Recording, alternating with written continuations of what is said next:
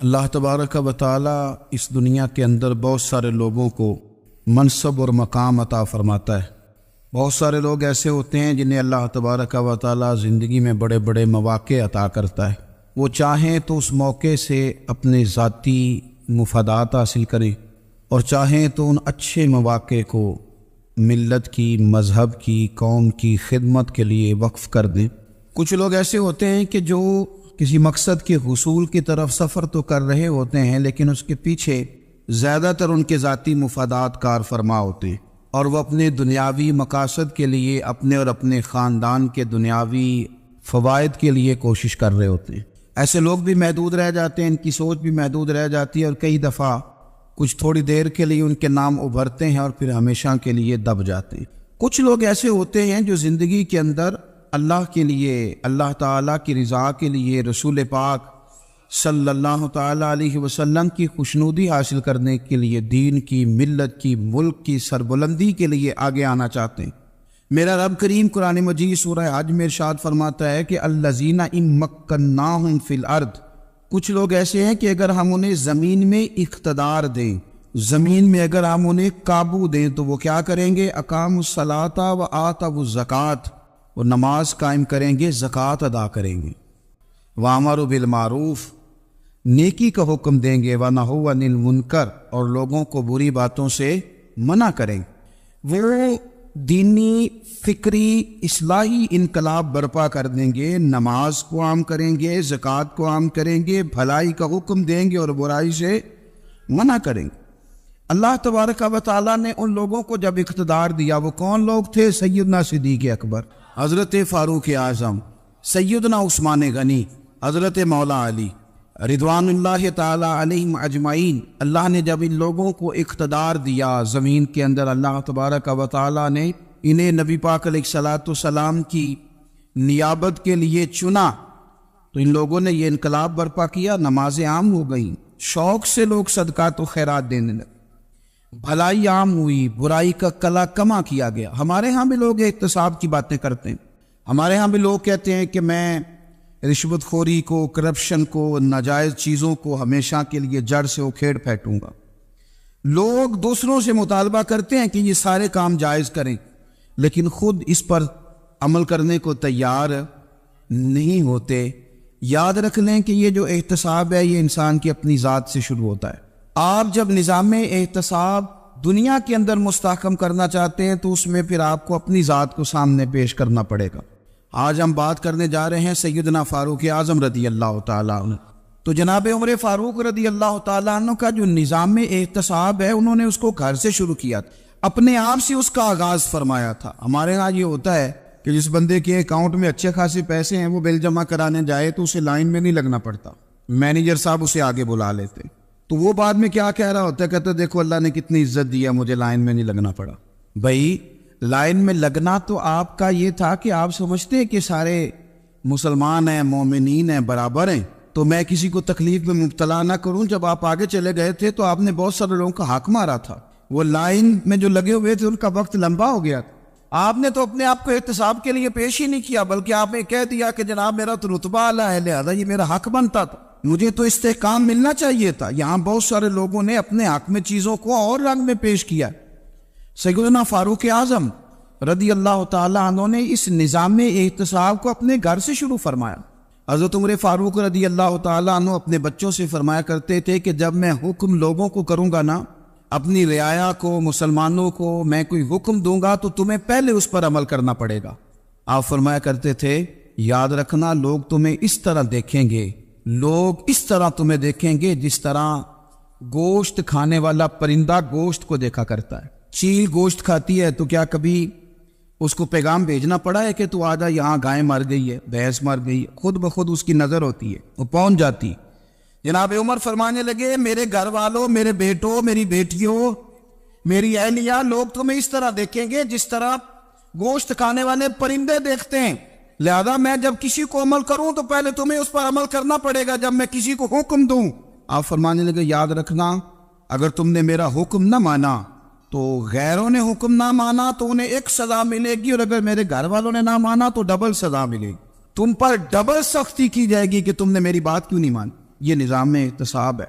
ہم نہ دوسروں کے بچوں کا گلا کاٹ کے اپنے بچوں کی خوشیاں لینا چاہتے ہیں، ہم چاہتے ہیں کہ دوسروں کے بچوں کے حصوں کا مال میرے گھر میں آ جاتا ہے۔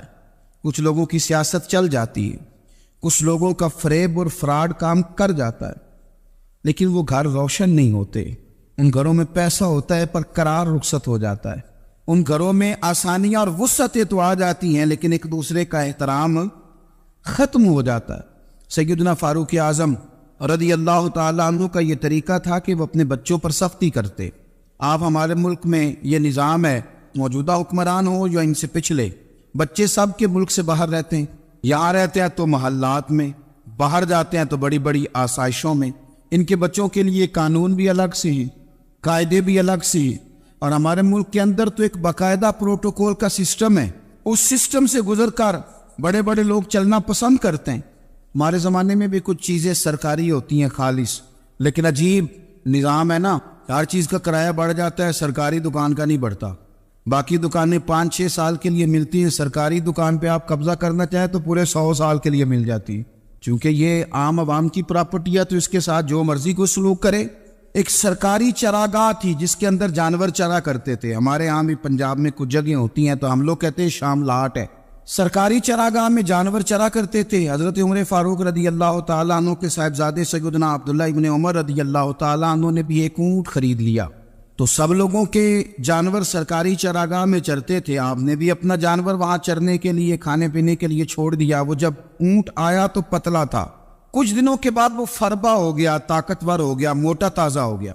حضرت سیدنا عبداللہ ابن عمر رضی اللہ تعالیٰ عنہ نے بیچا تو وہ ڈبل قیمت سے بھی زیادہ کا بکا، کیونکہ پہلے دبلا پتلا تھا، اب موٹا تازہ فربا ہو گیا۔ حضرت سیدنا فاروق اعظم رضی اللہ تعالیٰ عنہ کو پتہ چلا تو بلایا، فرمایا پتر اونٹ بیچ دیا ہے؟ ابا جی بیچ دیا ہے۔ فرمایا کتنے کا خریدا تھا؟ اتنے کا۔ بیچا کتنے کا؟ ڈبل قیمت بتائی۔ فرمایا اس طرح کر کے اصل رکھ لے اور جو اوپر ملی ہے مجھے دے دے۔ حضور آپ نے کیا کرنی ہے؟ فرمایا میں سرکاری خزانے میں جمع کروں گا۔ حضور کیوں؟ فرمایا اس لیے کہ تیرا اونٹ سرکاری جگہ پہ چرا کرتا تھا، وہ گھاس سرکاری جگہ سے کھاتا تھا۔ حضور سب کے کھاتے؟ حضرت عبداللہ ابن عمر کہنے لگے سب کے کھاتے ہیں۔ آپ فرمانے لگے تو سب میں شامل نہیں ہے، تو امیر المومنین کا بیٹا ہے، تجھے میں یہ حق نہیں دے سکتا، تیرے اوپر تھوڑی سختی زیادہ کی جائے گی، تجھے یہ حق نہیں ملے گا۔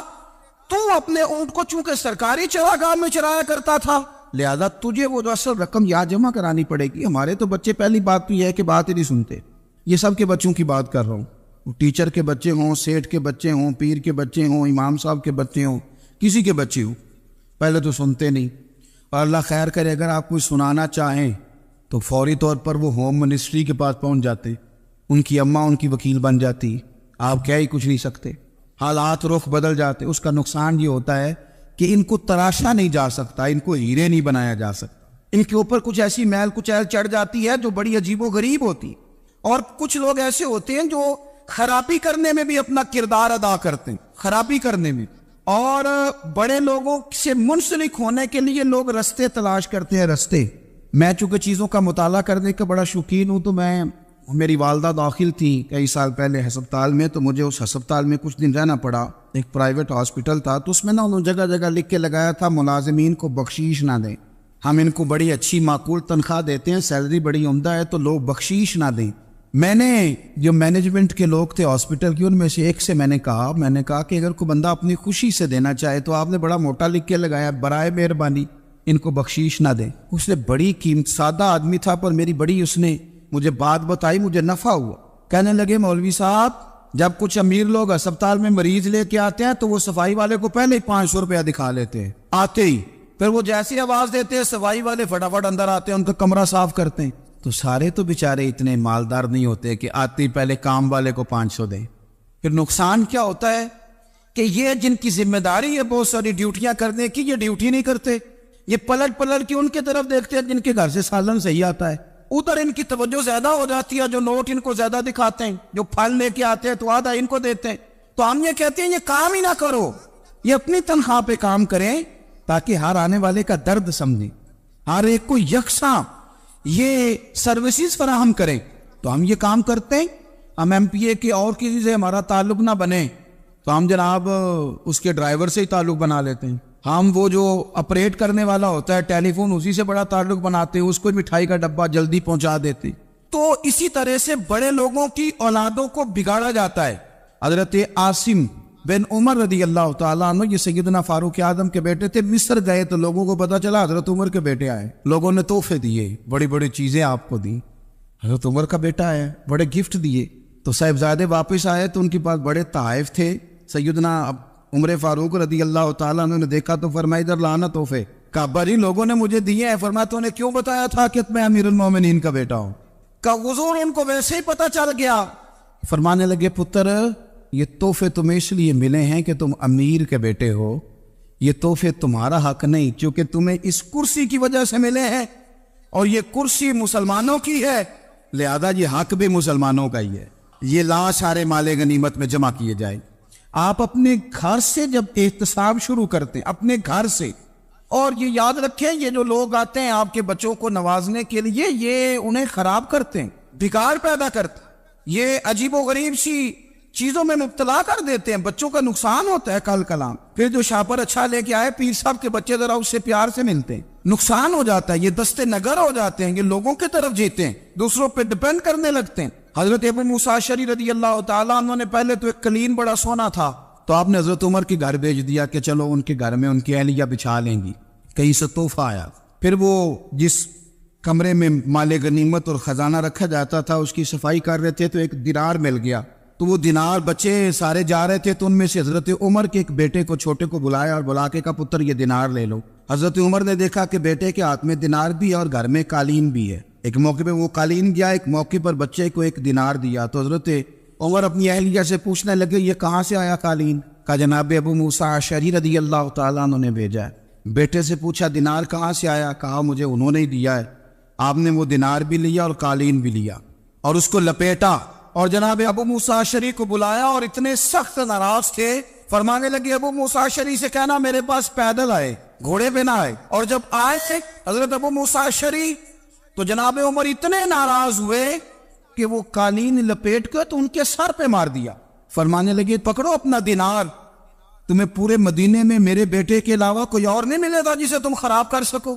میرا پتر ہی ملا تھا بگاڑنے کی، کس نے اجازت دی تم میرے بیٹے کو دینار دو؟ کیوں لائے تم میرے گھر میں قالین؟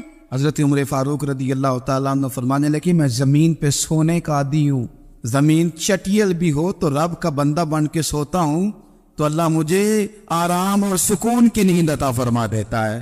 مجھے تمہارے مخملوں کی اور قالینوں کی ضرورت نہیں ہے. احتساب یہاں سے شروع ہوتا ہے بھائی. یاز ہم نہ اپنے گھر میں بیٹھ کے مایوس باتیں کرتے ہیں اور فلانے کے بچے کہاں پہنچ گئے، فلانے کے بعد بڑا پیسہ آ گیا، میں کچے مکان میں رہوں، میں یہ کروں، دیکھو مجھے نہیں سہولی. یہ تو آپ مایوسی والی باتیں کر رہے ہیں، یہ تو آپ کمزور باتیں کر رہے ہیں. یہ تو اس طرح کی باتیں تو ہارے ہوئے لوگ کرتے ہیں. اس طرح کا لب و لہجہ تو ان لوگوں کا ہوتا ہے جو احساس کمتری کا شکار ہوتے ہیں. یہ آپ نے کس طرح کا لب و لہجہ اور اپنے بچوں کو آپ بھکاری بنا رہے ہیں تاکہ دوسروں کو دیکھ کے تو مایوس ہو جائے. اٹھ باندھ کمر کیوں ڈرتا ہے، پھر دیکھو خدا کیا کرتا ہے. آپ کا جو احساس ہے وہ اتنا خوبصورت ہو، آپ کے لہجے کے اندر اس قدر ٹھہراؤ ہو، آپ کو اطمینان آ چکا ہو، اور آپ کے بچے کبھی بھی کمپیریزن نہ کریں اپنا کسی کے ساتھ. کبھی بھی انہیں کرنے نہ دیں. آپ کبھی وہ کبھی یہ بات نہ کریں کہ فلانے زیادہ اچھا کھاتے پیتے ہیں تو ہم کدھر ہیں. کرنے نہ دیں. انہیں بتائیں کہ بیٹا اپنی مٹی پہ چلنے کا سلیقہ سیکھو، سنگ مرمر پہ چلو گے تو پھسل جاؤ گے. ان کو بتائیں کہ جو تمہارے پاس ہے یہ خدا کا عطیہ ہے، اسی پر تم نے قناعت کرنی کبھی بھی. حضرت زید بن حارثہ سے نبی پاک صلی اللہ علیہ وسلم کو بڑا پیار تھا. پھر ان کے بیٹے حضور کے غلام زادے حضرت اسامہ بن زید کے ساتھ بھی حضور بڑا پیار کرتے. لیکن یہ تو مسلمہ حقیقت ہے نا کہ عظمت اور شان تو سیدنا فاروق اعظم کی زیادہ ہے. امت کا اتفاق ہے کہ نبیوں کے بعد سب سے بڑا درجہ جناب صدیق اکبر کا، اور پھر اللہ نے مقام عطا کیا حضرت فاروق اعظم کو. یہ بڑے لوگ تھے. ایک دفعہ مال تقسیم ہو رہا تھا تو حضرت عمر رضی اللہ تعالیٰ عنہ نے نا حضرت اسامہ بن زید کو 4000 دینار دیے اور اپنے بیٹے عبداللہ ابن عمر کو 3000 دینار دیے. تو حضرت عبداللہ ابن عمر گھر جا کے کہنے لگے ابا جی اسامہ میں وہ کون سی خوبی ہے جو میرے اندر نہیں، اور اسامہ کے باپ میں وہ کون سی خوبی ہے جو آپ کے اندر نہیں. تو حضرت عمر کی عاجزی دیکھیے. حالانکہ بال اتفاق دنیا جانتی ہے کہ جناب عمر فاروق رضی اللہ تعالیٰ عنہ افضل ہیں، پھر بھی پتہ اپنے بیٹے سے کیا کہتے؟ فرماتے ہیں او سن یار، وہ خدمت گزار ہیں نبی پاک کے، وہ بھی حضور کے گھر میں ڈیوٹی کرتے، نوکری کرتے، اور ان کے بیٹے بھی حضور کی نوکری کرتے، یہ خدمت گزار ہیں۔ فرمانے لگے اگر تو نے پوچھ لیا تو سن، پھر میری تو رائے یہ ہے کہ تیرے سے زیادہ اسامہ بن زید حضور کی نظر میں پیارے، اور اسامہ کا باپ تیرے باپ سے زیادہ نبی پاک کا پیارا ہے۔ کوئی کمپیریزن کرنے نہیں دیا، بچوں کو کسی ایسی جگہ کھڑے ہونے نہیں دیا۔ فرمایا یہ وجہ ہے، یہ انداز ہے کہ تو زیادہ پیارا ہے۔ حضرت عمر فاروق رضی اللہ تعالیٰ عنہ پسند نہیں کرتے تھے، ذرا برابر بھی پسند نہیں کرتے تھے کہ کوئی شخص اور مال آتا تو اپنے رشتہ داروں کو نوازنے سے بچتے۔ مال غنیمت آتا ہے نا، ہمارے ہاں تو اللہ خیر کرے جب کوئی بندہ کونسلر بنتا ہے، چیئرمین بنتا ہے، تو ٹھیکہ کس کو دیتا ہے؟ کوئی چلو بھتیجا مل جائے، کوئی بانجا مل جائے، کوئی چھوٹا بھائی، اسے بھی کام مل جاتا ہے ساتھ۔ نوازنے پہ لوگ آتے ہیں تو وہ تلاش کرتے ہیں کہ کہاں کو میرا ہے، وہ ٹینڈر ہی ان کے نام کے پاس ہوتے ہیں جن کی طرف ذرا نظر کرم زیادہ ہوتی۔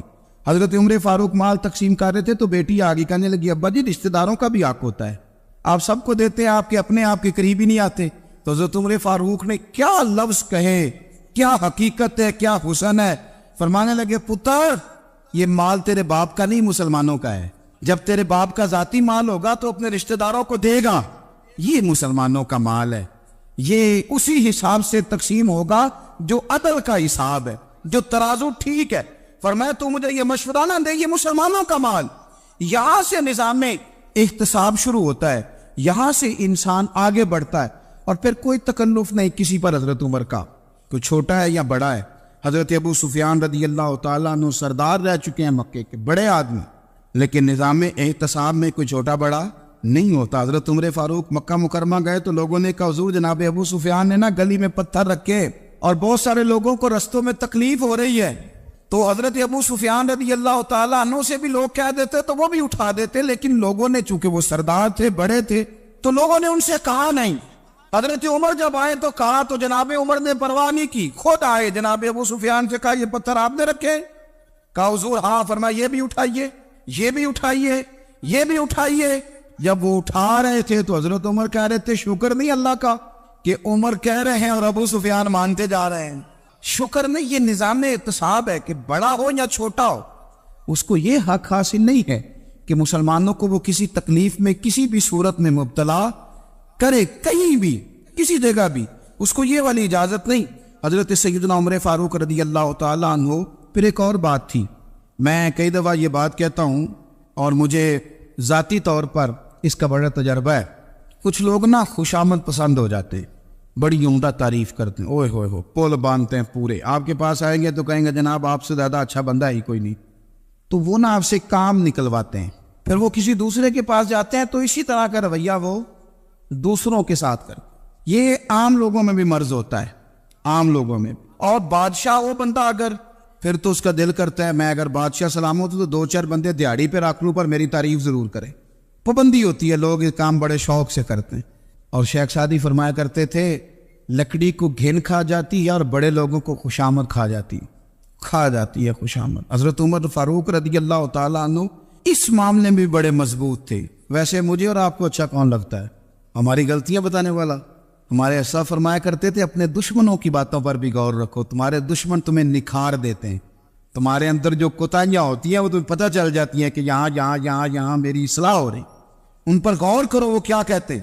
حضرت عمر فاروق کی تعریف کی ایک بندے نے، کمال تعریف کی، وہ اس کا خیال تھا کہ رزلٹ بڑا شاندار آئے گا، بادشاہ کی تعریف ہوتی تھی تو پھر تھیلی جاتی تھی اشرفیوں کی، کمال رزلٹ آئے گا۔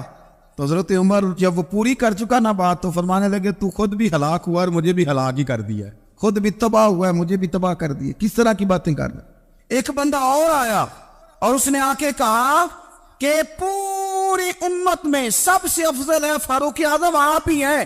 حضرت عمر فاروق فرمانے لگے تجھے تیری ماں روئے، ابو بکر تجھ سے بھی افضل تھے، تیرے باپ سے بھی افضل تھے، اور صدیق اکبر مجھ سے بھی افضل ہے اور میرے باپ سے بھی افضل ہے۔ یہ تو کس طرح کی بات کر رہا ہے؟ یہاں ہر شے ہضم نہیں ہو جاتی، فوری طور پہ لوگ ڈکار بھی پورا نہیں لیتے۔ قرآن مجید نے کہا فَلَا تُزَكُّوا أَنفُسَكُمْ هُوَ أَعْلَمُ بِمَنِ اتَّقَىٰ، اپنے منہ سے نہ کہو میں پاک صاف ہوں، اللہ زیادہ بہتر جانتا ہے کہ تم میں سے پرہیزگار کون ہے۔ اپنے منہ سے تعریفیں کرتے کراتے ہو، یہ مزاج چھوڑ دے۔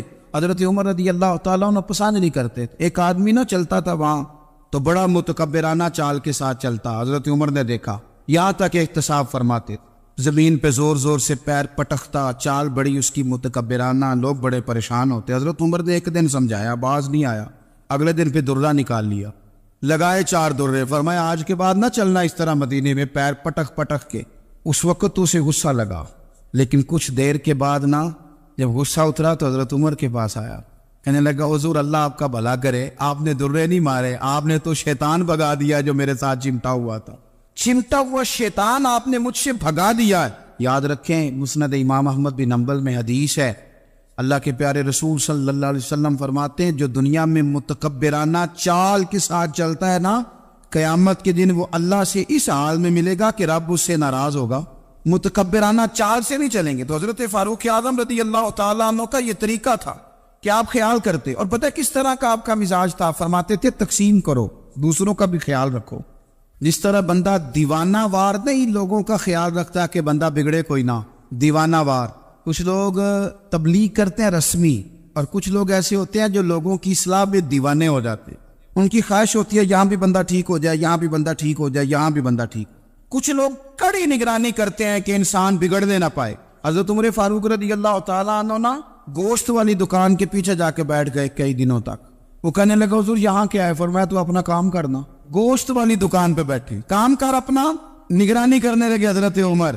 پھر آپ نے نا وہ بندے پکڑ لیے، کون؟ جو 2 دن مسلسل گوشت خریدنے آئے، پکڑ کے کھڑا کر لیا۔ فرمایا تو کل بھی گوشت لینے آیا تھا؟ حضور ہاں۔ فرمایا آج پھر کھائے گا؟ حضور جی۔ تو آپ فرمانے لگے کیا تیرے محلے سے غربت ختم ہو گئی ہے؟ تیرے رشتہ دار سارے پیٹ بھر کے کھاتے ہیں، تو 2 دن گوشت لینے آتا ہے۔ فرمایا آج کے بعد مسلسل گوشت لینے آیا تو درے سے ماروں گا، خبردار یہ کام نہ کرنا۔ یہاں تک نظام احتساب کا جب خیال رکھا جائے پھر حالات بگڑا نہیں کرتے، پھر وہ قابو میں رہا کرتے۔ حضرت عمر فاروق رضی اللہ تعالیٰ عنہ اس ترتیب کے ساتھ اصلاح کرتے، اس ترتیب کے ساتھ۔ سیدنا فاروق اعظم رضی اللہ تعالیٰ عنہ کی ایک بات آخر میں عرض کرنی ہے، وہ میں بھی اپنے اوپر لاگو کروں، آپ بھی غور کریں۔ حضرت عمر فاروق رضی اللہ تعالیٰ عنہ نے نا خط لکھا حضرت ابو موسیٰ اشعری کو۔ آپ فرمانے لگے یاد رکھنا جو گورنر، جو امیر اپنے رب کریم کی فرما برداری کرتا رہتا ہے نا، اس کی رعایا بھی اس کی فرما برداری کرتی، اور جو لوگ اپنے رب کریم کی فرما برداری چھوڑ دیتے ہیں پھر جنہوں نے ان کی فرما برداری کرنی ہوتی ہے وہ ان کی فرما برداری چھوڑ دیتے۔ آپ نے سپہ سالاروں کو خط لکھے تھے، فوج کے جو جرنیل تھے، کمانڈو تھے، ان کو خط لکھے تھے، فرمایا جو سپاہی نماز نہیں پڑھتا اسے فوج سے نکال دو، اور ساتھ لکھا تھا یاد رکھو جو رب کا وفادار نہیں وہ ہمارا کیسے ہو سکتا ہے، نکال دو ان لوگوں کو، فوج سے الگ کر دو۔ ہم آج جو بے پناہ پریشان ہیں، ہمارے بچے بات نہیں مانتے، شاگرد بات نہیں مانتے، ہم شکوے کرتے ہیں، بیعت بھی بڑھ گئی۔ ادب کے ساتھ میں گزارش کروں گا بڑوں کی بارگاہوں میں، جو میری طرح کے بڑے بنے ہوئے ہیں، بزرگوں سے نہیں بات کرتا، ان سے میں کہوں گا کہ ہمیں ایک دفعہ اپنے اوپر بھی تو غور کر لینا چاہیے، کہیں ایسا تو نہیں ہے کہ ہم جب تک اللہ تعالیٰ کے فرما بردار تھے، جب تک ہم تقوی کے معیار پر تھے، ہماری بات ماننے والے ہماری بات مان رہے تھے، کہیں ایسا تو نہیں کہ ہم اس معیار سے ہل گئے ہیں تو اب جو ہمارے فرما بردار تھے وہاں سے ہل گئے۔ حضرت عمر رضی اللہ تعالیٰ عنہ فرمایا کرتے تھے کہ لوگوں کو عجب میں مبتلا نہیں ہونا چاہیے، خود پسندی کا جو ماحول ہوتا ہے اس سے لوگوں کو ہمیشہ نکلنا چاہیے۔ حضرت عمر کے ایک صاحبزادے نے کنگھی کر لی، اچھا لباس پہن لیا تو درہ مارا جناب عمر نے، تو آپ کی بیٹی کہنے لگی ابا یہ تو بالکل جائز ہے، اچھے کپڑے پہننا، اچھا لباس پہننا اور سر میں کنگھی کر لینا، اس پر درہ کیوں مار دیا؟ تو آپ فرمانے لگے بیٹا یہ خود پسندی میں مبتلا ہونے لگا تھا، یہ اپنے آپ کو بہت بھلا سمجھنے لگا تھا، اس کا خیال تھا کہ میں ہی ہوں، میرے علاوہ کوئی نہیں، یہ اس مقام پہ جا رہا تھا جہاں اس کی تربیت رک جاتی، اس لیے درہ مارا ہے۔ ایک دفعہ حکومتی معاملات کے اندر آپ کی اہلیہ نے مشورہ دینا چاہا، بڑے کام بیویاں نہیں کرتی، بڑے بڑے معاملات میں مداخلت نہیں کرتی۔ ہمارے بر صغیر میں وہ بادشاہ نہیں گزرا کہ جو فیصلہ کرتا تھا تو کرسی پہ بیٹھ جاتا تھا اور پردے کے پیچھے اس کی بیوی بیٹھ جاتی تھی، اور جب وہ فیصلہ سنانے لگتا تو یوں گردن پیچھے کرتا اور اہلیہ جو کہتی وہ فیصلہ سنا دیتا۔ لیکن ایک دفعہ خاتون نے ایک آدمی کو حضرت عمر نے معزول کیا تو آپ کی اہلیہ نے اس آدمی کی اہلیہ حضرت عمر کی اہلیہ سے ملی ہوگی، تو خاتون نے ذرا سفارش کرنی چاہیے، تو جناب عمر فاروق رضی اللہ تعالیٰ عنہ کے ہاتھ میں عصا تھا، ڈنڈا تھا، 2-3 دفعہ زمین پہ مارا، فرمایا تمہیں کس نے اجازت دی ہے حکومتی معاملات میں مشورہ دینے کی؟ یہ مشورہ مولا علی دیں گے یا عثمان غنی دیں گے؟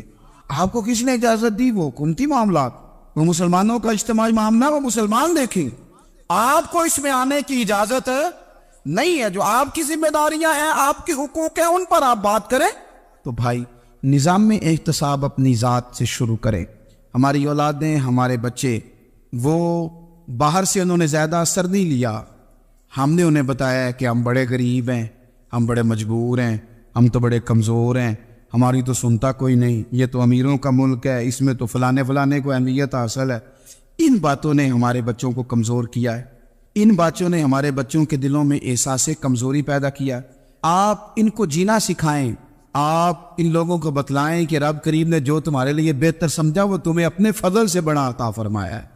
آپ ان کو ان کے مقام پر رہ کر خوددار اور قناعت پسند ہونا سکھائیں، آپ یقین کریں گھر امن والا بن جائے گا۔ بچے اگر بھنا ہوا گوشت کھا رہے ہوں اور پھر بھی لاڑی رہے ہوں کہ مسالہ میری مرضی کا نہیں، سٹائل میری مرضی کا نہیں، ٹیسٹ میری مرضی کا نہیں، یہ والا گوشت میں نے نہیں کھانا، یہ اس طرح کر کے بھنا ہوتا تو پھر میں نے کھانا تھا، وہ زیادہ خوفناک صورتحال ہو جاتی ہے۔ لیکن اگر ابا جی، اماں جی، گھر والے کھیتوں میں کام کر رہے ہوں اور بچے اچار کے ساتھ روٹی لے کے جائیں اور بننے پہ بیٹھ کے، پھٹے پہ بیٹھ کے وہ پھر کھانا شروع کریں، اور جب وہ اچار آئے اور وہ ایک دوسرے کو کہیں کہ آج تو 2 کلے ہو گئے میرے کام کے، اس دفعہ تو دیکھنا ہماری فصل کتنی شاندار ہوگی، ایک دوسرے کو دیکھ دیکھ کے وہ ہنسی اور مسکرائے اور ان کی باتوں میں لذت ہو، اور پھر وہ کہیں کہ آم بڑے اچھے مل گئے تھے، دیکھو اچار کتنا سونا آ گیا ہے، دیکھو یہ کس قدر زیادہ اچھا ٹیسٹ ہے، تیل بھی بڑا اچھا ہے، گل بھی بڑے وقت پہ گیا ہے۔ آپ یقین کریں یوں لگتا ہے کہ کائنات کی سب سے بہترین روٹی یہ لوگ کھا رہے ہیں۔ یہ سوچ حضرت عمر نے ہمیں دی ہے۔ حضرت عمر کا بیٹا مصر گیا، وہاں سے کمائی کر کے لایا، تجارت کرنے گیا، لاکھوں کا مال۔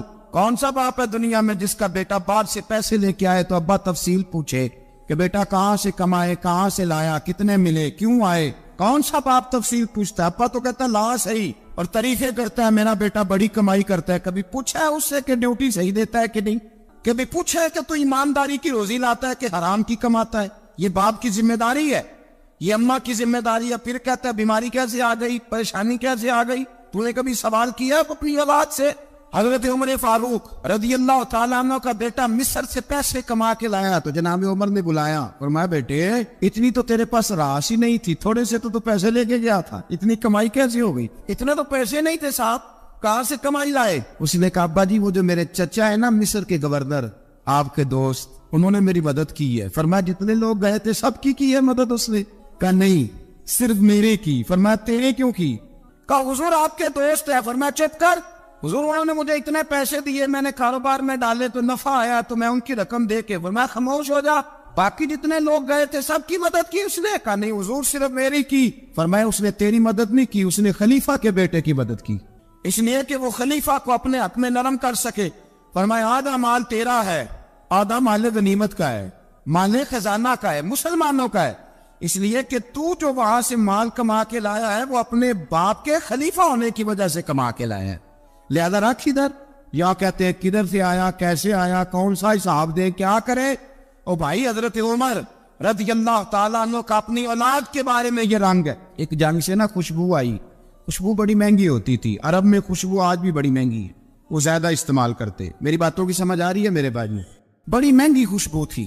جب وہ خوشبو آئی تو حضرت عمر نے کہا، گھر میں پہلے پہنچی حضرت عمر کے، چونکہ زیادہ عورتیں استعمال کرتی تھی گھر کے اندر خوشبو، مرد بھی لگاتے تھے۔ حضرت عمر نے اپنی بیوی سے کہا، آپ کی زوجہ تو تھی وہ بڑی خوشبو کو پسند کرتی۔ حضرت عمر نے اپنی زوجہ سے کہا کہ خوشبو لاؤ، میں نے ایک عورت کی ڈیوٹی لگائی ہے، وہ خوشبو تول کے نا تو بھائیسا برابر صحابہ میں بانٹ دے گی۔ تو آپ کی زوجہ کہنے لگی کسی بی بی کی ڈیوٹی لگانے کی کیا ضرورت تھی، میں جو موجود تھی بانٹ دیتی ہوں تول کے بھائیسا برابر۔ آپ نے فرمایا نہیں تو رہنے دے، فلانے بی بی بانٹے گی۔ حضور میں نے بھی بانٹنی ہے، میرے پہ کچھ حق ہے؟ آپ نے فرمایا نہیں تو تفصیل نہ پوچھ، تو خوشبو دے دے، کوئی اور بانٹے گی۔ خاتون خانہ تھی نا، کہنے لگی نہیں مجھے بھی آج آپ کو بتانا ہی پڑے گا کہ کوئی جو بانٹ سکتی ہے تو میں کیوں نہیں بانٹ سکتی؟ زوجہ کہتی عمر نے بات کی تو میری چیخیں نکل گئیں۔ حضرت عمر فرمانے لگے جب تو خوشبو بانٹے گی نا تیرے ہاتھوں کو بھی لگے گی، تیرے دوپٹوں کو بھی لگ جائے گی۔ اگر رب کریم نے مجھ سے سوال پوچھا کہ عمر خوشبو تو مسلمانوں کی تھی، تیری بیوی کے دوپٹے کو کیوں لگ گئی، تو میں اللہ کے حضور کیا جواب دوں گا؟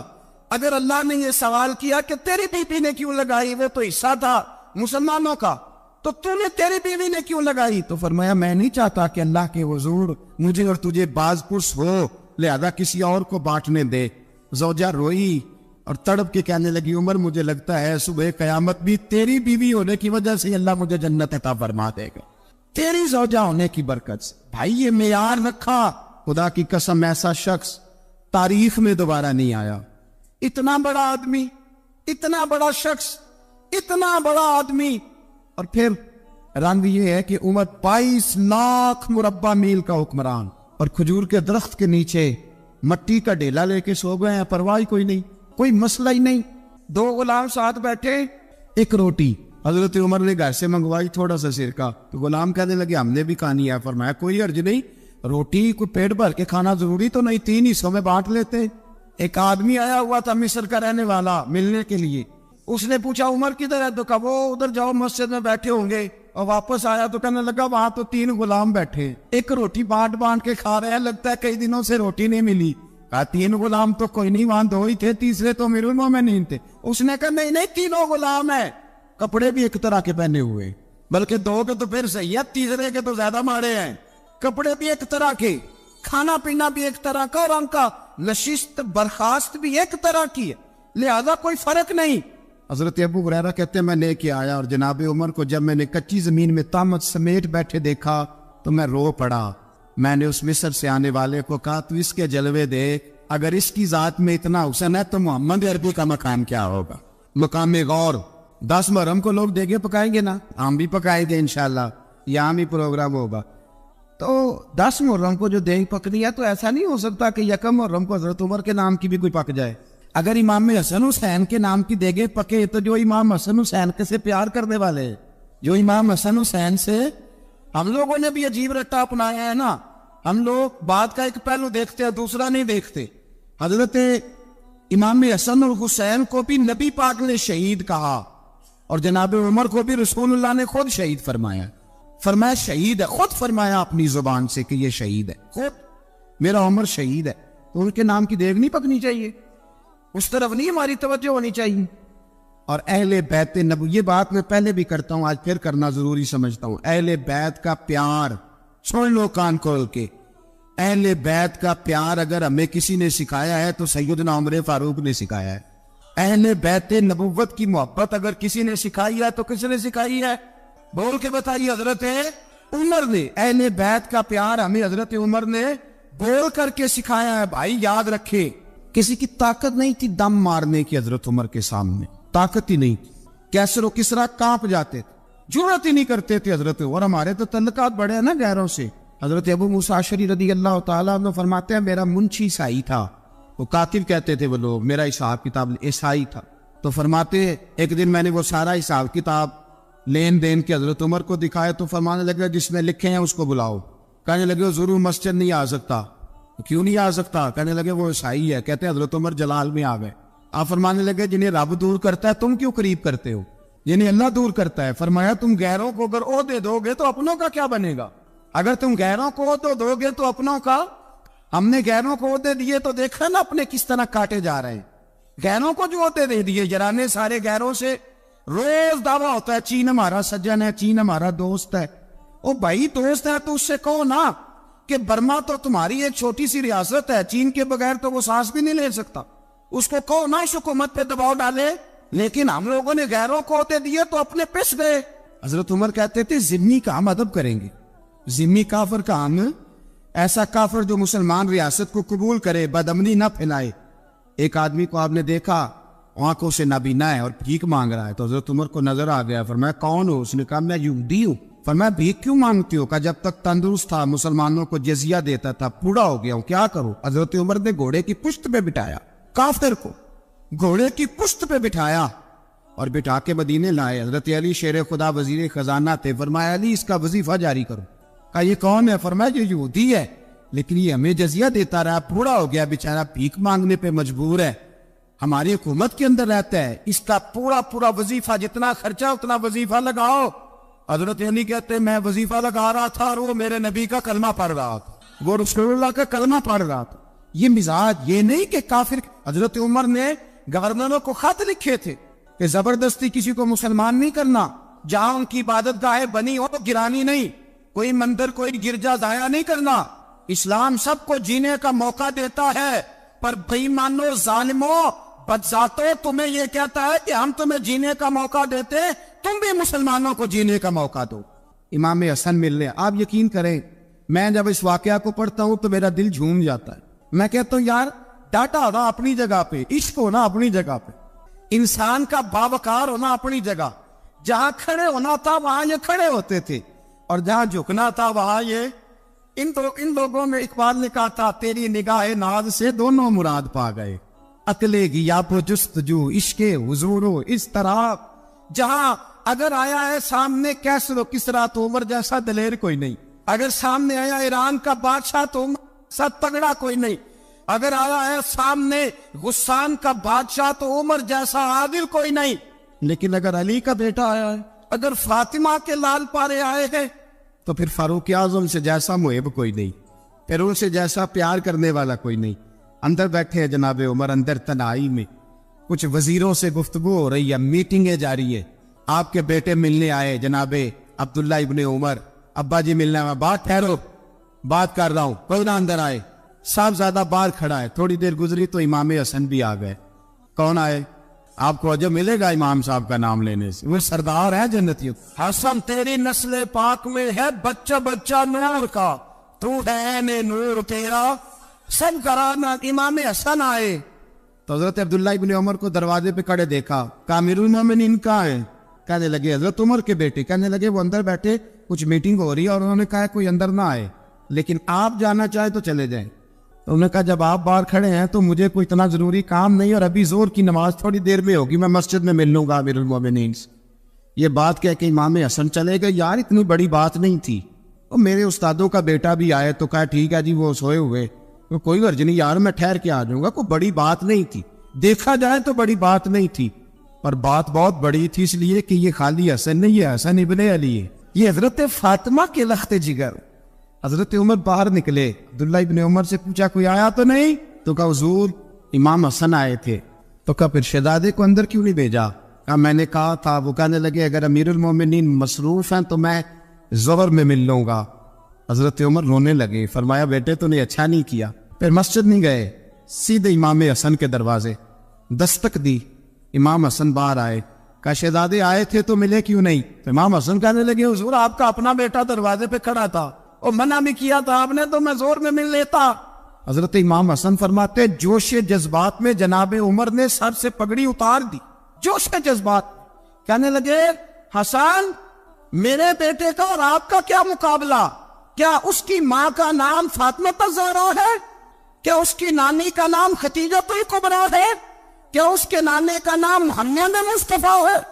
آپ کا اور اس کا کیا مقابلہ؟ پھر رو پڑے اور کہنے لگے بیٹے میں مکے کے صحراؤں میں اونٹ چرایا کرتا تھا, یہ جو میرے سر پر عزت کے بال ہیں یہ تیرے نانے کے اگائے ہوئے. میں مکے کے خبردار شہزادے خبردار. او بھائی اہل بیت نبوت کے ادب کا رنگ اگر سکھایا ہے تو سیدنا عمر نے سکھایا ہے. حضرت عمر فاروق اتھارٹی ہے, اسلام کی اتھارٹی. یکم محرم حضرت عمر کی شہادت ہے. یہودی بول اٹھا, کافر بول اٹھا. اگر 6 مہینے عمر دنیا میں اور رہتے تو دنیا میں کوئی کافر موجود نہ ہوتا. 6 مہینے. اور جب اس بطل جلیل کا جنازہ اٹھا, اللہ بخاری پڑھیے نا, اللہم ارزقنا شہادت فی سبیلک, اللہ بسترے کی موت نہ دینا, شہادت ہی دینا. عمر شہید ہوئے, مسجد نبوی میں نماز پڑھاتے, اور جب جنازہ اٹھا تو مدینے کا پھر پیچھے جو دلیر بچے وہ مولا علی تھے. جناب عمر کا جنازہ اٹھا تو سب سے پہلی آئے جو نکلی وہ حضرت علی کی زبان سے نکلی, اور حضرت ساری داڑھی سور سے پھٹ گئی. لوگوں نے کہا کہ علی کیا ہوا؟ فرمانے لگے تم دیکھ نہیں رہے جنازہ کس کا اٹھا ہے؟ پلٹ کے دیکھو تو صحیح، پتہ نہیں یہ کون گیا ہے؟ کہ حضور کیا ہوا؟ آپ فرمانے لگے عمر اس طرح کے کام کر کے گیا ہے، اب ان کے رستوں پہ کون چلے گا؟ کون اس کے جگر راہ وفا میں نقش ایسے چھوڑ آیا ہوں، میں جس منزل سے گزرا ہوں وہ اب تک یاد کرتی ہے۔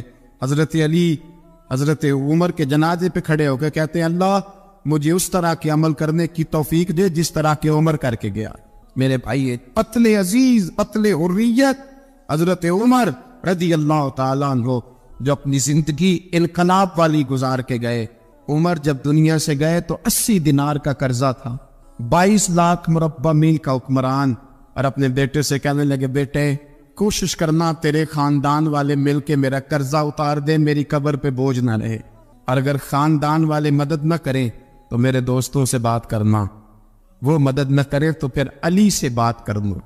ان کا پیار آپس میں اتنا، اور تو اختلاف ثابت کر رہا ہے۔ 80 دینار کا قرضہ چھوڑ کر حضرت عمر دنیا سے گئے، اور جاتی دفعہ کہہ گئے میرے بعد میرے بچوں کو حکومت کے مشورے میں بھی شامل نہ کرنا، حکومت کے مشورے میں بھی میری اولاد شامل نہ ہو۔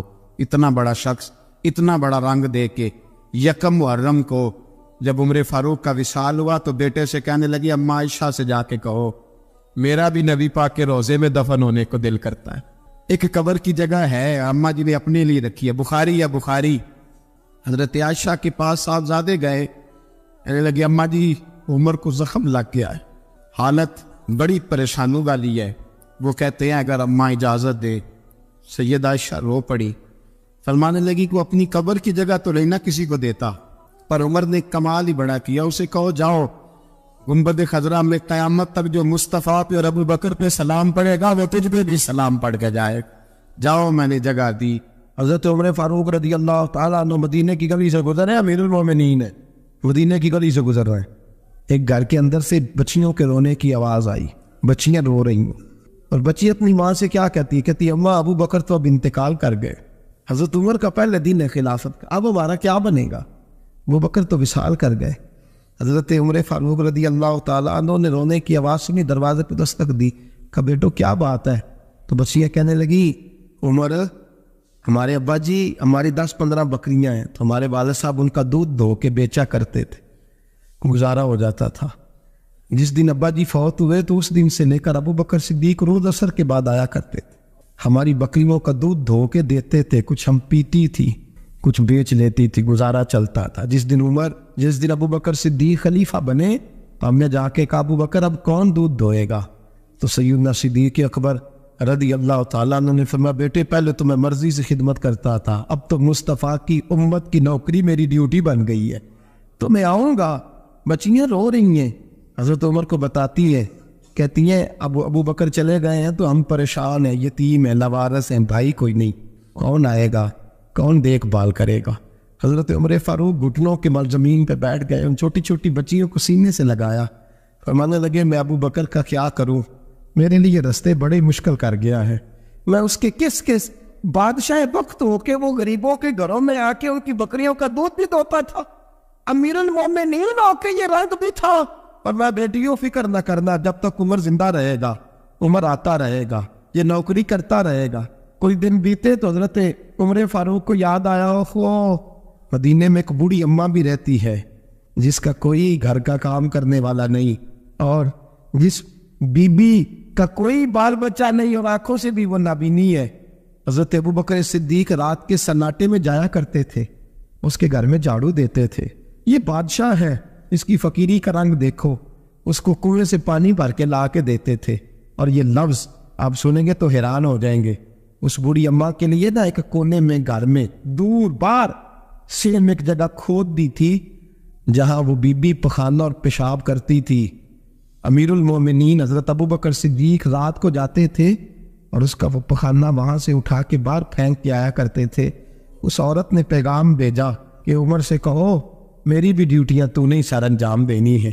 عمر فاروق ساری رات کام کرتے، سناٹا گہرا ہوتا، جھاڑو دبایا ہے بغل میں، اور عمر فاروق نکلے ہوئے اس بی بی کے گھر میں جھاڑو دیا جا رہا ہے۔ حضرت انس بن مالک فرماتے ہیں میں نے آخری عمر میں بھی اس بوڑھے عمر کو دیکھا ہے، اس بڑھاپے میں بھی میں نے اس شخص کو دیکھا ہے کہ جب وجود کمزور ہو گیا، داڑھی سفید ہو گئی، لیکن پھر بھی اس کا انداز نہیں بدلا۔ اس نے ساری زندگی بادشاہی میں فقیری کر کے گزار دی، یہ پھر بھی کسی کے گھر میں جھاڑو دیتا ہے، کسی کی بکریوں کا دودھ دھوتا ہے، یہ کسی غریب میرے دوست یہ۔ اور جب سیدنا فاروق اعظم رضی اللہ تعالیٰ عنہ خطبہ دینے بیٹھتے تو کپڑے پھٹے ہیں، پیبند لگے ہیں، مزاج سادہ ہے، بڑا مال آیا ہے، بڑا مال، لیکن تقسیم کر دیا۔ اور یہی انداز آگے اپنے گورنروں کو دیا۔ حضرت سعید بن عامر رضی اللہ تعالیٰ عنہ آپ کے گورنر ہیں، حمص کے گورنر ہیں۔ جب لسٹ آئی نا غریبوں کی، حضرت عمر نے کہا کہ حمص کے جتنے غریب لوگ ہیں ان کی لسٹ بنا کے بھیجو، ان کو چندہ لگانا ہے۔ تو 17ویں 18ویں نمبر پر حضرت سعید بن عامر کا نام بھی آ گیا، گورنر صاحب کا۔ تو حضرت عمر نے سوچا شاید کوئی اور سعید بن عامر ہے، فرمانے لگے یہ کون ہے؟ جس کی ڈیوٹی لگائی تھی اس سے کہنے لگے یہ سعید کون ہے؟ تو کہا حضرت جی ہمارے صوبے کا گورنر۔ تو فرمایا اس کی لسٹ فقیروں میں؟ فرمانے لگے پتہ نہیں آپ نے کیا رنگ بھر کے بھیجا ہے، مہینہ مہینہ یہ شخص درختوں کے پتے کھا کے گزارا کر دیتا۔ کہ یہ میں فرشتوں کی کہانیاں نہیں سنا رہا آپ کو، میں آپ کو جنات کی جہار میں بالا کی باتیں نہیں، اس دھرتی پہ بسنے والے، اس دھرتی پہ وقت گزارنے والے میرے رسول پاک کے تیار کردہ ہیروں کی باتیں عرض کر رہا ہوں۔ حضرت عمر گئے ایک دفعہ، کہا مجھے بتاؤ تمہارا گورنر کیسا ہے؟ تو حمص کے لوگ کہنے لگے ہمیں اپنے گورنر سے 4 شکایتیں۔ کون کون سی؟ کہ پہلی بات تو یہ ہے کہ گورنر صاحب کو چاہیے فجر کے وقت آئے، یہ سورج نکل آتا ہے تو باہر آتے ہیں گھر سے، آپ کہہ کے تو دیکھیں کسی معمولی سرکاری ملازم سے بھی، پھر آپ دیکھیے آپ کا کیا بنتا ہے۔ کہا یہ سورج نکلتے وقت آتے ہیں۔ دوسری شکایت یہ ہے کہ دن کو ملتے ہیں رات کو نہیں ملتے۔ تیسری شکایت یہ ہے کہ مہینے میں ایک دن ملتے ہی نہیں گورنر صاحب۔ چوتھی شکایت ہے کہ روتے ہیں، کبھی کبھی اتنا روتے ہیں کہ بے ہوش ہو جاتے ہیں۔ حضرت فاروق اعظم نے کھڑا کر لیا، فرمایا سعید تیری شکایات آئینہ کا حضور حکم۔ فرمایا سنا ہے، پہلے تو فجر کے وقت آ جاتا تھا لوگوں کے مسائل سننے، اب تو سورج نکلتے وقت آتا ہے۔ کہا حضور بیوی بیمار ہو گئی ہے اور گھر میں نوکر تو ہے کوئی نہیں، تو میں سویرے اٹھتا ہوں تو پہلے ناشتہ بناتا ہوں، بچوں کو کھلاتا ہوں۔ اس عورت نے 35 سال میرے ساتھ وفا کی ہے، اب چارپائی پہ ہے تو میں اس کے منہ میں لقمے ڈالتا ہوں۔ کہا اسے کھانا کھلا کے جب وہ دعا دیتی ہے تو پھر نکلتا ہوں۔ تو کہا سنا ہے تو ہفتے میں ایک دن ملتا ہی نہیں، مہینے میں۔ کہنے لگی حضرت جی جب مدینے سے آیا تھا تو ایک کرتا اور ایک تامد ساتھ لایا تھا، مجھے آج 2.5 سال ہو گئے ہیں، میں نیا لباس نہیں خرید پایا۔ میں نے عرض کی میں اس دھرتی میں بسنے والے لوگوں کی داستان سنا رہا ہوں۔ کہا میں اپنی تن میں دھو کر خشک ہونے کو ڈال دیتا ہوں، اسے آدھا دن لگ جاتا ہے، خشک ہوتی ہے تو تن پہن کے قمیض دھو لیتا ہوں اور پھر قمیض ڈال دیتا ہوں۔ حضرت جی سارا دن بیت جاتا ہے تو باہر نہیں آ پاتا۔ حضرت عمر فاروق کی گردن جھک گئی، کا سنا ہے تو رات کو ملتا ہی نہیں، یہ لفظ کہے تو حضرت سعید بن عامر کہنے لگے یہ میرا راز تھا، آپ میرے امیر نہ ہوتے تو کبھی فحش نہ کرتا، دن میں نے بندوں کے لیے رکھا ہے، رات اپنے رب کے لیے رکھی ہوئی ہے۔ میں رات کی تنہائیوں میں اپنے کریم کی بارگاہ میں جاتا ہوں اور میں سارے دن کے گناہوں کی معافی مانگتا ہوں، میں اپنی غلطیوں کی تلافی کا سوال کرتا ہوں، اس کے حضور جاتا ہوں، اسے دکھڑے سناتا ہوں، رات میری اس کے لیے بیت جاتی ہے۔ حضرت عمر کی اور گردن جھک گئی، فرمایا یہ بتا کہ تو ملتا ہی نہیں، کہ کبھی کبھی تو روتا ہے اور بے ہوش ہو جاتا ہے۔ حضرت جی 40 سال کی عمر میں کلمہ پڑھا ہے، جب 40 سال کے پچھلے گناہ یاد آتے ہیں تو کب پھر میں ضبط نہیں کر پاتا، وہ خطائیں، وہ پاپ، وہ جرم، وہ خطائیں جب سوچتا ہوں کہ رب کھڑا کر کے پوچھے گا بتا یہ جرم کیوں کیا، تو وہ احساس مجھے پریشان کر دیتا ہے۔ حضرت جی میں پھر برداشت نہیں کر پاتا، پھر میں تڑپ اٹھتا ہوں، میری یہ کوتاہیاں ہیں، بتائیے کیا کہتے ہیں۔ حضرت فاروق اعظم نے گردن اٹھائی تو آنکھوں میں آنسو تھے، کہنے لگے یا اللہ مجھے اس جیسے کچھ اور گورنر بھی عطا فرما، یا اللہ اس جیسے کچھ اور گورنر بھی۔ عزیزو اپنا حال کیا ہے؟ ملک شام جب فتح ہوا تو حضرت سعد بن ابی وقاص رضی اللہ تعالیٰ عنہ کہتے ہیں کہ کچھ لوگ مجھے کہنے لگے کہ ہم آپ سے معاملات طے نہیں کریں گے، ہم جزیہ دیں گے، ٹیکس دیں گے، اسلامی حکومت کے زیر اثر آئیں گے، لیکن آپ سے معاملات طے نہیں کریں گے، اپنے امیر کو بلائیے۔ تو حضرت سیدنا سعد بن ابی وقاص کہتے ہیں میں نے خط لکھا، فرماتے خط لکھا، حضرت عمر کو. میں نے کہا جناب آئیے. جواب میں حضرت عمر نے خط میں جواب لکھا کہ فلاں دن فلاں تاریخ فلاں وقت میں ملک کے شام پہنچ جاؤں گا. حضرت سیدنا عمر چلے گھر سے. ایک غلام، ایک گھوڑا، ایک نیزہ. حضرت فاروق اعظم نے کچھ کھجوریں، خشک کھجوریں، کچھ سرکہ باندھ کے رکھ لیا رستے میں کھانے کو. یہ بادشاہی میں فقیری ہو رہی ہے. لاکھوں مربع میل کا حکمران ہے، کروڑوں لاکھوں روپے پاس پڑے ہوئے ہو. وہ ساری چیزیں رکھ لی اور سیدنا عمر فاروق رضی اللہ تعالیٰ عنہ چلنے لگے. اب غلام سے کہنے لگے بھئی میرا گھوڑا ذرا ماڑا ہے، کمزور ہے، طے کر لیں اتنے میل تو گھوڑے پہ بیٹھے گا، میں پیدل چلوں گا. پھر اتنے میل میں گھوڑے پہ بیٹھوں گا، تو پیدل چلے گا. ملک کے شام پہنچنے کا وقت آ گیا. جب وقت آیا تو پیدل چلنے کی سواری حضرت عمر کی تھی، ان کی باری تھی پیدل چلنے کی، اور سواری پر سوار ہونے کی باری غلام کی تھی. تو یہ لوگ رشتے کرتے ہیں نا تو کرائے کی کار لے کے چلے جاتے ہیں. بعد میں وہ پوچھتے ہیں کہ تجھے تے کار تے آئے سو. ہم اپنے آپ کو بنانے کے لیے جھوٹی انا بھی خریدنی پڑے تو خریدنے سے ہم پرہیز. ہم جو بتاتے ہیں وہ ہم ہوتے نہیں، اور جو ہوتے ہیں وہ ہم بتاتے ہیں. حضرت سیدنا عمر فاروق رضی اللہ تعالیٰ عنہ سواری پہ غلام ہے، خود پیدل ہے. اور حال کیا ہے؟ بارش ہوئی تھی تو کچھ پانی کھڑا تھا چھوٹے چھوٹے جوہڑوں میں، چھوٹے چھوٹے تالاب بنے ہوئے تھے، پانی کھڑا تھا. تو حضرت عمر فاروق رضی اللہ تعالیٰ چمڑے کے جوتے پہنے، وہ جوتے دونوں اتار کے تو بغل میں دبا لیے. حضرت سعد بن ابی وقاص فرماتے ہیں اسی بغل میں نیزہ رکھ لیا اور تامت تھوڑا اونچا کر لیا کہ پانی سے چلنا ہے، اور غلام کو گھوڑے پہ بٹھایا ہے اور گھوڑے کی لگام پکڑی ہے تو یوں پیچھے رکھی ہوئی ہے. اور حضرت سیدنا فاروق اعظم رضی اللہ تعالیٰ عنہ آ رہے ہیں. غلام کہنے لگا حضور لوگ دیکھ رہے ہیں، مہربانی کرے بیٹھ جائیں. فرمانے لگے نہیں باری تیری ہے، تو ہی بیٹھے گا. اس نے کہا حضور نہیں وہ تو ٹھیک ہے، کوئی باری فرض تو نہیں نہ ہو گئی، آپ مہربانی کریں آپ آ جائیں، ذرا لوگ آ رہے ہیں. فرمایا تمہیں کہا تھا. غلام کہتا میں نے تیسری دفعہ کہا تو حضرت عمر نے جلال سے دیکھا، اور جناب عمر کا جلال تو زمین کانپنے لگ جاتی تھی. کہتے ہیں کہا حضور آپ آ جائیں، تو کہتے تجھے کہا ہے نا چپ کر کے بیٹھا رہے. کہتے ہیں میں گھوڑے پہ ہی کانپنے لگا. غلام اب حضرت سعد بن ابی وقاص کہتے ہیں سورج غروب ہو رہا تھا، شعائیں پانی میں پڑ رہی تھی. حضرت عمر پانی سے میں نے غور سے دیکھا تو دوڑا گیا. جا کے نا بچے نہیں مشورہ دیتے ابا جی کو، ابا جی آج نہیں کری دا دور بدل گیا جی. کہتے میں دوڑا گیا اور جا کر کے حضرت سیدنا عمر فاروق کو کہا حضور مہربانی کریں، ٹھیک ہے آپ کی درویشی سے کون آگاہ نہیں، وزیر کھڑے ہیں، سفیر کھڑے ہیں، بڑے بڑے عمرا، بڑے بڑے ملکوں کے حکمران ہیں، آپ مہربانی کریں یہ تام ذرا نیچا کریں، اور جوتا پہن لیں، اگر خراب ہو گیا تو اللہ نیا بھی دے دے گا، اور مہربانی کرے ذرا غلام کو کہیں نیچے آ جائے. حضرت عمر کہنے لگے تمہیں کیا تکلیف ہے؟ کہا حضرت جی وہ وزیر مشیر کھڑے ہیں، یہودی ہیں، عیسائی ہیں، نجرانی ہیں، وہ بڑے بڑے مذاہب کے بڑے بڑے ملکوں کے، آپ کا بڑا نام سنا ہے. حضرت سیدنا سعد بن ابی وقاص فرماتے ہیں میرے ساتھ اتنا ترش رویہ حضرت عمر کا پہلے کبھی نہیں ہوا. کہتے ہیں ماتھے پہ شکن آیا اور کہنے لگا تجھے تیری مار ہوئے، ان 4 لوگوں کے لیے میں اپنے نبی کا طریقہ چھوڑ دوں، ان 4 دنیا داروں کے لیے نبی پاک کا طریقہ چھوڑ دوں. فرمانے لگے سر سے پگڑی اتاری حضرت عمر نے جلال میں، فرمانے لگے میرے سر پہ جو بار ہے نا یہ مجھے کسی دنیا دار نے نہیں دیے، یہ ساری عزتیں مجھے آمنہ کے نام پہ عطا فرمائی ہے، اور میں ان محبوب کا طریقہ ان 4 لوگوں کی خاطر چھوڑ دوں. فرمایا قرآن کہتا ہے ان اللہ یامر بالعدل والاحسان، جب میں نے خود عدل کا تقاضا یہ رکھا ہے کہ کبھی وہ بیٹھے گا کبھی میں بیٹھوں گا، باری اس کیا تو میں کیسے بیٹھ جاؤں. حضرت سعد بن ابی وقاص فرماتے ہیں اسی درویشی میں سلام اس پر کہ جس نے بادشاہی میں فقیری کی. کہتے ہیں اسی درویشی میں حضرت عمر پہنچے تو جو پہلے ڈرا کرتے تھے جب حضرت عمر آئے تو انہیں کامتے بھی دیکھا، رعب اور بڑھ گیا، ان کے دلوں کے اندر حضرت عمر کا دبدبا اور بڑھ گیا، اور میرے کانوں میں کہنے لگے سعد پہلے سنا تھا لیکن دنیا سچی کہتی ہے جو حال محمد اور محمد کے غلاموں کا ہے صلی اللہ علیہ وہ دنیا میں دوسرا کوئی حاصل کر سکتا.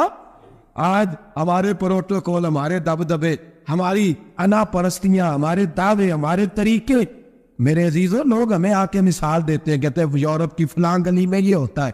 میں نے کہا وہ گرد راہ کو نہیں پہنچ سکتے، یہ ساری چیزوں تو میرے مصطفیٰ کے غلاموں سے حاصل کی ہیں لوگ، ہم نے چھوڑ دی، غیروں نے اپنا لی. خدا را اپنی زندگی میں تبدیلی لائیں. درویشی، سادگی، بے تکلفی، یہ زندگی حسین ہوتی ہے، یہ زندگی سکون والی ہوتی ہے، یہ زندگی اچھی ہوتی ہے، یہ فرحت اور تازگی والی ہوتی ہے. اپنے آپ کو ان تکلیفوں اور آلائشوں میں مبتلا نہ کرے. اگر اللہ مال دے، عزت دے، دولت دے، اللہ تعالیٰ نفاست عطا کرے تو پھر اپنے آپ کو سادہ کریں، آزاد کریں، کھلی ہوئی کتاب بنا کے اپنے آپ کو رکھیں۔ مجھے ایک بچہ کہنے لگا حضرت جی جب بھی آتے ہیں آپ کہیں بیٹھے مل جاتے ہیں، ہم کسی کو لا کے کہتے ہیں جناب حضرت جی بڑے مصروف ہیں اور آپ یہاں آگ تاپ رہے ہیں جلا کے، مہربانی فرمائیں۔ میں نے کہا یار 2-4 دن تو بن سور کے بیٹھنا بندے کے لیے آسان ہوتا ہے، سارا دن ملمت سازی کر کے رکھنا اتنا آسان کام ہو تو ویسے بھی بندہ جو ہو وہ نظر آئے تو اس کے لیے زیادہ بہتر ہوتا ہے، جو ہو وہ دکھائی دے، وہ زندگی آسان ہو جاتی ہے، بہتر ہو جاتی ہے۔ اور ویسے بھی جو کھلی ہوئی کتاب ہوتی ہے اس میں لوگ مشکوک نہیں ہوتے، جو بندی ہوئی ہوتی ہے نا اس میں لوگوں کو خبر نہیں ہوتی کہ نہ جانے یہ کیا معاملہ ہے۔ میرے عزیزو اپنے آپ کو بے تکلف بنائے۔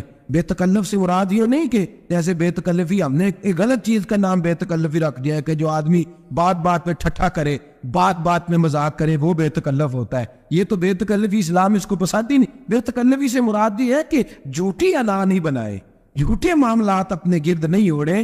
اپنی اگر اللہ آپ کو بہت زیادہ مال و دولت دیتا ہے تو جتنا وہ مولانا رومی کہتے ہیں جتنا ٹہنی پہ پھل زیادہ لگتا ہے نا اتنی وہ ٹہنی جھک جاتی ہے، جو اکڑی ہوتی ہے سمجھو وہ خالی ہوتی ہے۔ اگر آپ پھلدار ہیں تو پھر آپ کو جھکے، پھر آپ کو با اخلاق ہونا چاہیے، با محبت ہونا چاہیے، پیار والا ہونا چاہیے۔ زندگی میں اس چیز کو ضرور اپنائیے۔ بڑے لوگ وہی ہوتے ہیں ان کا کردار بڑا ہوتا ہے، بڑے وہی ہوتے ہیں جن کی بات بڑی ہوتی ہے۔ کوئی باتوں سے اور پروٹوکول سے کبھی بڑا نہیں ہوتا، ہمیشہ مدحت خیر الانام میں گزرے، دعا ہے یوں اور درود و سلام میں گزرے۔ آخر دعویٰ الحمدللہ۔